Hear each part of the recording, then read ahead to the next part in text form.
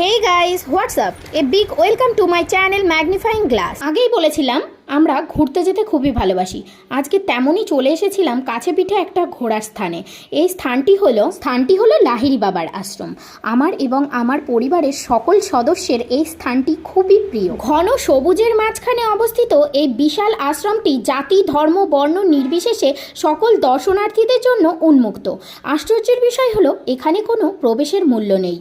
আধারালয় এই মন্দিরের নাম। এটির স্থাপত্য এবং পরিবেশ অনন্য। যোগীরাজ শ্যামাচরণ লাহিড়ীর দর্শনে নির্মিত হওয়ায় দেশ বিদেশের মানুষ একে লাহিড়ী বাবার আশ্রম নামে চেনে। শোনাই হাই কর।